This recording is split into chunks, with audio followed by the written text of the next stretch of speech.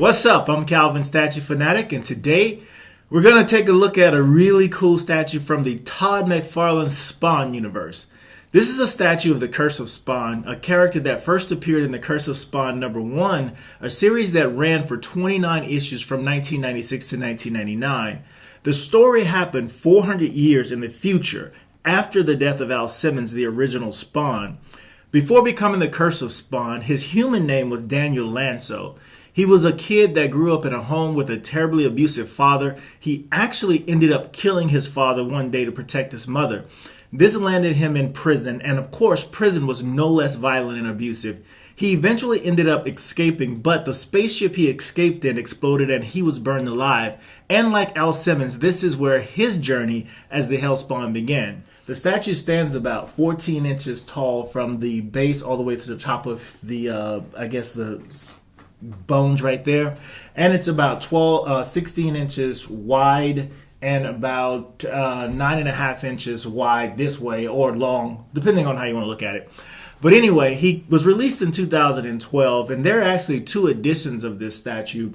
One is a 50-piece edition that's an artist proof, and the other one, which is this version, is a 500 edition, both of which are hand-signed by Todd McFarlane. Brian Fay is the sculptor of this piece, and many of you are probably familiar with his work. He sculpted some very popular pieces like the incredible Illidan Stormrage from Blizzard, and a really huge fan favorite, the Darth Vader Mythos statue from Sideshow, as well as the Diablo statue, which was also released by Sideshow. Now, taking a look at the statue, I absolutely love this statue. Is one of the few options that Spawn fans actually have out there to get a really quality piece that's a licensed product from McFarlane. There are some customs out there that are being made, but as far as the selection from Spawn is concerned, from McFarlane himself is concerned, there's this one and a few other resin statues that he has released. And they were very reasonable in price when they were released, but now they're pretty pricey to acquire because there isn't a whole lot out there for Spawn fans to choose from. But the ones that are out there are very, very high quality statues. Even though they're not quarter scale, like this guy here is 1/6 scale, I think. It is an extremely cool piece. Starting with the head sculpt, I mean, it looks really fantastic. It has this very menacing look. I mean, he looks angry and pissed off, probably because of what he's gone through. But just like Hellspawn's look, I mean, his eyes has that green glow to it. And what I really love about this is that the entire body has this exoskeleton bone structure all on the outside of the body, and underneath it's designed where you can see all of the muscles and the striations and things in his muscle, very well sculpted in that way. So looking again at the portrait of this guy, and it all comes in two pieces. There's the statue itself, and then there's the base, and that's it. None of this stuff per se comes off except for the two wing pieces on the back. They come off, but other than that, it's just 1, 2, 3, 4 pieces all together. Now, you can see here with the sculpt, with the head sculpt, his teeth, his eyes, his nose, all of that stuff sculpted really well. Going all the way down to his chest, you can see the exoskeleton that comes across his chest, has that symbol that's on, like even the original Spawn characters, has that same kind of shape and symbol here with the skull that's in the midsection. All the way down to his legs, you can see that there is the sculpting here, the bones that have the spikes coming out of it. These spikes also on his arms. Here on the back of him, you can actually see the spinal cord that's also part of the exoskeleton of the character. The same thing all the way down to his butt, to the back of his legs and his feet. Really cool piece. But what's really standoutish about this is that how beautifully and detailed the sculpt is. There is just tons of sculpting throughout the entire figure.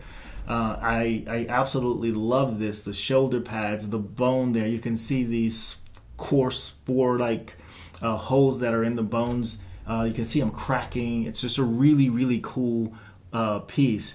And all the way down to the base, when you look at this, it has this lava-like mountainous type rock that he's standing on, kind of almost like brimstone or something like that. That really jagged edge kind of looks like coral. Yeah, that's pretty much kind of what it looks like, is coral. All around, it just looks really fantastic. if you own this piece, I'm pretty sure you guys are pretty proud to own it, and you probably have no intentions of parting from it, because I know I don't either. Here you have where it is actually hand signed by Todd McFarlane. This is the one, like I said, that is the 500 edition version of this. Just a very cool piece. I'll do some reviews or overviews of the other pieces that I have as well. I wish there were more out there to choose from, but the ones that are out there, like I said, are really great quality pieces. I've got some pictures up that you're probably seeing right now, and then I'll actually add some pictures to the end so you can see more detail in the piece. But give it a once around here so you can see just how cool this is with all of the detail in it. And these things on the back that I showed you earlier, it looks like part of the exoskeleton. It comes off, like I said, these pieces come off, and it looks like it is part of the bone structure of what would be wings. Just a really cool piece. I just wanted to share something really cool with you, and something that you rarely get to see, and I haven't seen many of these on YouTube actually reviewed. In fact, when I did a search, I only saw like one review of this guy. But that's about all I got. So thank you guys for watching. Don't forget to like and subscribe.